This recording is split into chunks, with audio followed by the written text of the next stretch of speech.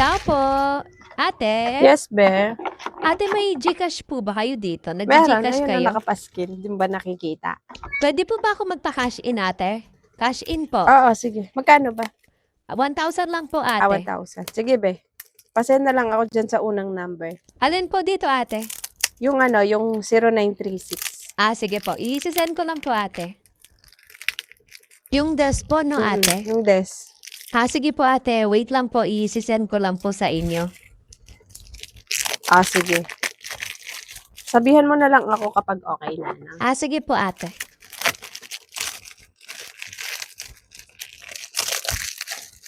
Ate, dito po sa sa 0936 po, no? Tama Okay po ba? na? Yung des po yung pangalan? Oo, des yung pangalan. Sige po, ate. I-send ko lang po para may padala na po yung pera. Kunin ko yung ha. Sabihin mo yung reference number. Picturean yung resibo ha. Kailangan ko kasi yan. Ate, ito na po yung na-send na daw po yung pera. Okay na po. Nasend na? Sige. Sandali lang.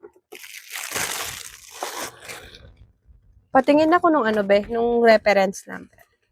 Ito po yung ate, reference number po. Sige, wait lang. Double check ko lang kung pumasok na sa akin. Okay na po ba, ate? Nakita niyo na po? Ah, wait lang. Bubuksan ko pa lang yung GCash ko. Ah, sige po, ate. Kala ko po kasi nakita niyo na po eh. Patingin ulit. Ito po yung resibot eh.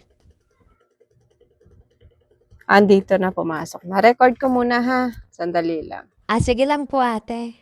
Buti pa po ngayon, ate, no? Ang bilis lang magpadala ng pera. Ang bilis lang mag-ano ngayon ng cash out. Kukunin mo lang yung number tapos pwede na ipadala, pwede mo na makuha yung pera. Ganun lang. Papirma ako ba? Diyan sa may dulo. Pirma lang ha. Ako magsusulat ng reference number. Pirma lang po, no? Okay na po ba, Ay, ate? okay na. Ako na dyan. Wait lang na. 1,000. Bali, 20 pesos yung charge nun, ha? May ka dyan? May 20 pesos ka? Para bigyan kita ng 1,000? Ate, bakit po kayo nahingi ng 20 pesos? Para saan po yun? Yung bayad sa sa cash out.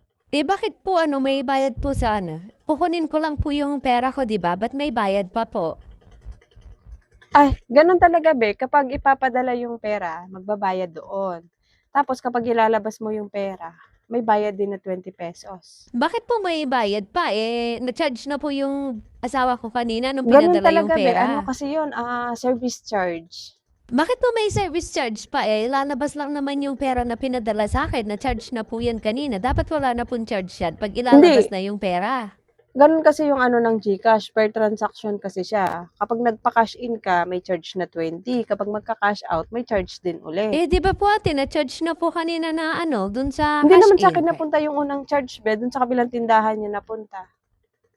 Hindi ate, kasi dapat pag kukunin na lang yung pera, wala na pong charge. Kasi Hindi nga, nagbayad hindi na ng ganun charge yun. kanina. Kasi yung GCash kasi, be, per transaction yan. Kapag nag-cash in ka, may bayad. Kapag nag-cash out ka, may bayad ulit. Bakit naman po ganun ate? Doble-doble naman po ganun yung talaga, charge be. nyo. Kasi nga, service charge yun. Kasi hindi ka naman makakapaglabas ng pera dyan sa cellphone mo kung hindi ka magcha-charge eh. Dapat po, pag ilalabas na lang yung pera, wala na pong charge. Kasi sariling pera na po namin Hindi, yan eh. kasi Na-charge naman na may yan bayad kanina talaga dun sa yun, cash be. in. Baka po pwedeng libre na lang po ate kasi na-charge na Ay, po yan hindi kanina pwedeng eh. libre yun, be. May charge talaga yung cash out. Dapat nga po ate, wala na siyang bayad kasi po nung pinadala yan ng asawa ko, na-charge na po yan. So, kukunin ko na lang yung pera, dapat wala na po yan charge. Be, iba nga yung charge ng cash in, iba yung charge ng cash out.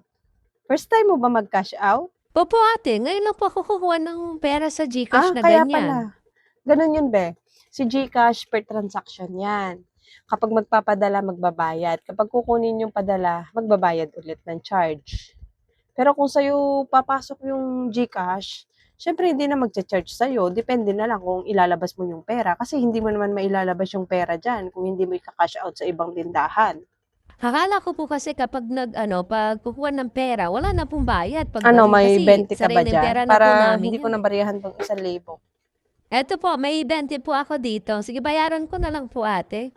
Akin na. Eto po. Ganun yun, beha. Si GCash per transaction. Iba yung bayad ng cash in, iba yung bayad ng cash out. Sige po ate, at least po ngayon alam ko na po, Oh, eto. ganun pala siya. 1,000. Salamat po. Sige, thank you.